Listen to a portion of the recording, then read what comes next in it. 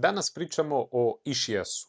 Verovatno ste čuli, možda ste i vi iskusili, da vas preseče donji deo leđa, pa bol krene niz zadnjicu, butinu, list i do stopala. I ovo nije običan bol u leđima.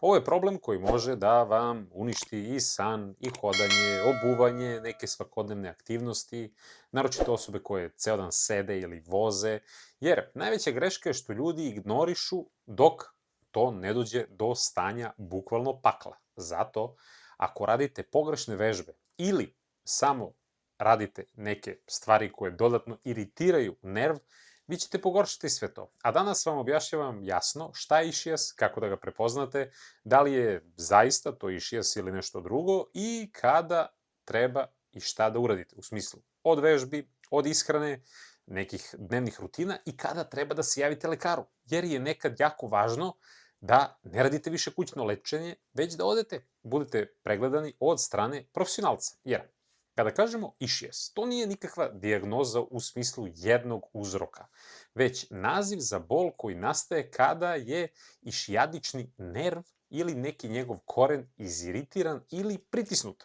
Taj nerv je najveći i najduži nerv u telu i on polazi iz donjeg dela kičme, prolazi kroz sedalni region i spušta se niz nogu. Zato simptomi obično nisu samo u leđima, nego idu i iz krsta, u zadnjicu i dalje niz nogu se spuštaju. Najčešći je problem u smislu da je jednostavan, ali može biti praćen i trnjenjem i pečenjem, generalno osjećajem probadanja, neka slabost u nozi. Zašto nastaje? Najčešći razlog je problem sa diskom u lumbalnom delu kičme. Naročito kada disk iskoči ili se izboči toliko da pritisne koren nerva. I znajte da svaki išijas nije samo disk problem, nekad su u pitanju degenerativne promene, suženje prostora kroz nerv, jednostavno gde nerv u stvari mora da prođe, koštani izdanci, upala, a nekad i mišić može da pravi problem. Znajte da može ponekad nešto da imitira išijas i pogorša slične simptome. Drugim rečima, ljudi često kažu imam išijas, ali pravi uzrok u stvari može biti različit i zato nije pametno sve trpati u istu fioku. Kako ga ljudi najčešće opisuju? Tipična priča ide nekako ovako. Bole me krsta, ali pravi problem što me seče niz jednu nogu. Nekad je to oštar, nekad strujni bol, nekad pečenje, nekad duboko žarenje u zadnjici, nekad utrnulost s poljne strane stopala ili lista. Kod blažih oblika čovek još nekako i funkcioniše, ali ga boli kada se sagne i kada radi neke najosnovnije stvari. Zato, to nije priča za ignorisanje, jer znajte šta najčešće pogoršava išijas. Dugo sedenje je onako klasik. Zatim, duga vožnja automobilom. Neki položaj koji nije prirodan.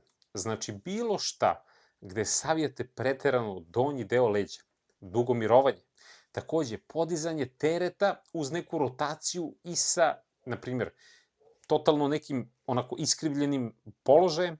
Zatim, može i neke osnovne stvari poput kašljanja, kijanja, naprezanja, može sve to dodatno da pojača bol, jer povećava pritisak i iritaciju oko nerva. Zato mnogi kažu da im je najgore kada sede, a lakše kada ustanu i prohode. Upravo tu ljudi greše, uplaše se bola, legnu, ukoče se i onda naprave još gore. Zato, smernice za išijas ne preporučuju dugo leženje, već ostanak u krevetu koliko simptomi dozvoljavaju. Prva velika istina koju treba da znate. Nije cilj da po svaku cenu istegnete taj živac. Nije cilj da se vi herojski sad napnete i da istrpite bol. Kod išijasa je poenta da nađete pokrete koji smanjuju pritisak i iritaciju, a ne da živac dodatno razbesnite. Ako neka vežba pravi oštar, onako električan faktički bol, koji ide niže niz nogu, to nije znak da radi posao, to je često znak da preterujete. Zato je pravilo jednostavno, blago zatezanje može. Oštar i rastući nervni bol nikako. Šta kod većine ljudi zaista pomaže? Prvo, nežno kretanje, nepotpuni odmor. Drugo, vežbe koje rasterećuju donji deo leđa. Pričat ću sada i o vežbama. One mogu da smire sve to. Treće, postepeno jačanje, stabilizacija trupa i kuka, da vam se problem ne bi vratio malo. Većina ljudi se popravi bez operacije, često u roku od nekoliko nedelja, ako su disciplinovani. Naročito kada je uzrok disk, ali proći će samo od sebe, ne znači ništa, i to nikako ne treba da bude, sedi 12 sati dnevno, preskači kretanje i tako dalje. Znajte da u većini slučajeva telo može da se smiri bez operacije, ali morate da imate dobar plan. Kada pričamo o nekim vežbama, znači, blaga ekstenzija, jedna od najpoznatijih i najčešće korišćenih vežbi, je kada, znači, legnete na stomak, evo i sada sličica, kada legnete na stomak, pa se onako podignete na laktove ili dlanove, kome odgovara, popularno se naziva taj položaj blaga kobra. Ovo nekim ljudima sa tim problemom, sa diskom, prija jer može da smanji pritisak koji tera simptome niz nogu. Radi se mirno, bez cimanja. Poenta nije da pravite cirkus od fleksibilnosti, nego da vidite da li bol ide iz noge ili ide naviše i da li se smiruje ili pojačava. Ako ti od ove vežbe bol beži iz stopala ka zadnjici ili leđima i slabi, to je često dobar znak. Ali od nje sve jače ide niz nogu, to nije za tebe u ovom trenutku najbolja vežba. Sledeća vežba koja je dosta dobra u smislu istezanja je, evo sličice, znači ležite na leđa, prebacite članak suprotnog kolena i preko suprotnog kolena i privlačite nogu ka sebi, dok osjećate istezanje duboko u zadnjici. Ovo je korisno kada je taj sedalni region jako zategnut i kada taj, da kažem, osjećaj koji iritira ide kroz taj dugačak nerv koji pominjemo i držite se istezanja, ali kontrolisanja, bez trzanja, nekih 15 do 20 sekundi, može i malo više, kome odgovara, pa ponovite. Dobro je odraditi obe strane, možete i malo da se klimate levo-desno, čisto malo da se razmrdate, ali pažljivo. Suština kod svih vežbi je pažljivo, takođe. Treća vežbica koja je jako dobra i ima smisla jeste da lagano, znači, radite još jednu vrstu istezanja. To je fina mobilizacija. Podignete nogu, evo sličica, do granice blage napetosti, pa je vratite. Ili u sledećem položaju ispružite koleno i uz pokret vrata, pa vratite. Bitno je, ne sme da bude brutalno da zateže, da juri bol, nikako. Nerv nije guma koju treba da razvlačite do maksimuma. Cilj je da ga smirite i da mu vratite klizanje, to slobodniji pokret. Ne da ga dodatno iziritirate. Sledeća vežbica, stabilizacija, znači ne samo istezanje. Mnogo ljudi radi samo istezanje i pita se zašto bol nikako da ode. Zato što nije dovoljno samo da otpustimo, moramo i da stabilizujemo. Kako to radimo?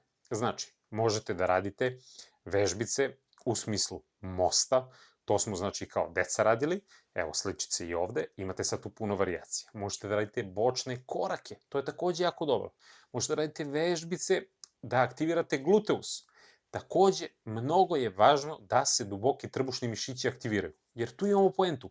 Kada ojačate mišiće kuka, gluteusa i vaših, da kažem, trbušnih mišića, to je fenomenalno zato što drži karlicu i donji deo leđa stabilni. Kada su oni slabi, svaki pokret, sedenje, podizanje tereta pravi haos, naročito u tom lumbalnom delu. Zato uz rasterećenje mora da ide postepeno jačanje. Bez toga dobijete samo privremeno olakšanje, ne rešenje trajno. Kada pričamo o nekim metodama, toplo-hladno, jedno i drugo može pomoći, ali ne kao lek, nego kao pomoć za simptome. U smislu, hladno češće pomaže kada dominiraju akutna bol i upalna iritacija. Toplota nekima više prija kada su ukočeni i kada je to, ajde da kažemo onako, kad su spastični.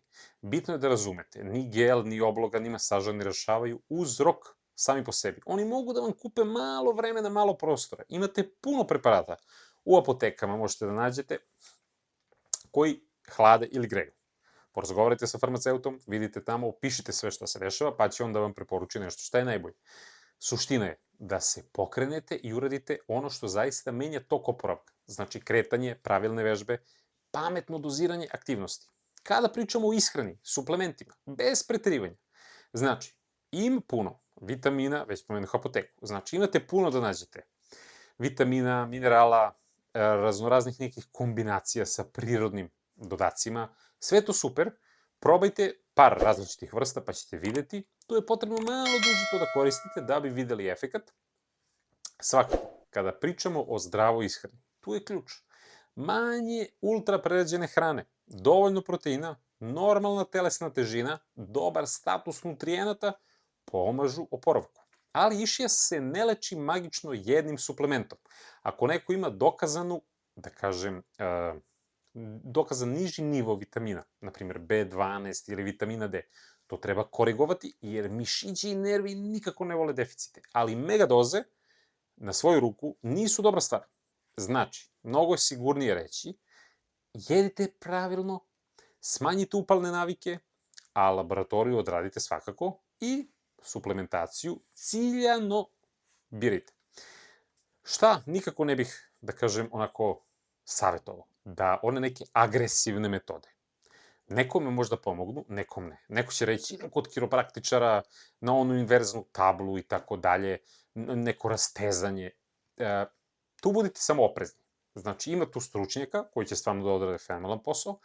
Kod nekih može da se zakomplikuje. Znači, budite onako poprilično sigurni koga birate za terapeuta. Znajte da nije ovo za svakog sve isto. Znači, potrebna je individualizacija terapije. Svega ovoga što sam rekao ovde, pa da skupimo 100 čoveka sa išijasom, neće svima sve pomoći. Znači, suština je da se bavite odmah tim problemom, da ne puštate da se to, znači, razvije i da se pogorša i da onda kompenzujete, da krivite, da ne koristite možda tu nogu, tu stranu tela, kvarite, znači, kompletnu onda posturu i onda mnogo nekih drugih problema nastaje. Suština je da ako bol ide niz obe noge, naglo nastaje ozbiljna slabost, ako ne možete da idete bukvalno u WC, ne osjećate normalno mokrenje, gubite kontrolu nad bešikom ili stolicom, imate utrnulost u predelu međunožja genitalija, anusa ili unutrašnje strane butine, to nije više nikako sačekajte da prođe. To je hitno stanje i zahteva odmah pregled. Često istog trena zbog sumnje na neke ozbiljnije, da kažem, bolesti. To je retko, ali se dešava. Znači, nemojte da čekate. Takođe, ako bol bude izuzetan, ne popušta, vraća se, remetivan san, tera vas da hodate, kao što rekao, krivo, nemate osjećaj stabilnosti i snage u nozi, posle, znači nekog vremena, nemojte da čekate. Mnogo je bitno da idete na pregled. Snimanje, da kažem, se ne radi rutinski svima odmah, nego kada rezultat može da promeni lečenje i lekar će već da vidi, nekada je operacija neizbežna, ali se, znači, uglavnom završi bez operacije. Bitno je da se, znači, funkcija noge vrati, da se bol smanji, a da kažem da se sve to složi sa snimkom, ako se radi snimak. Zato, išijas nije nešto šta treba ni panično, naslepo lečiti, ni junački trpeti mesecima. Najčešće jeste problem iritiranog ili pritisnutog nerva, uglavnom zbog diska, kao što sam rekao. Ali nije svaki bol u nozi išijas i nije svaki išijas za istu vežbu. Krećite se pametno, radite ono što smiruje simptome, jačite stabilizaciju, ne radite samo istezanja, ne ležite po ceo dan, ne ignorišite ove crvene zastavice koje sam rekao i pišite baš u komentarima da li ste iskusili nešto ovako, šta je vama pomoglo od prirodnih preparata. Ljudi vole da čitaju komentare i znajte da ova tema je jako važna da se deli, da se priča kao i za bilo šta drugo. Te tako podelite ovaj video, ostavite komentar, lajkujte, pretplatite se na kanal, meni to znači, vama je to samo 1 sekunda. Hvala vam što ste pogledali ovaj video i želim vam puno zdravlja, pod broj 1, i da uvek kada ste u prilici pomognete nekome, bilo nekim savetom ili evo pak da mu možda čak pošaljete ovaj video i da znate da će mu pomoći. Veliki pozdrav od mene i vidimo se u nekom od narednih videa.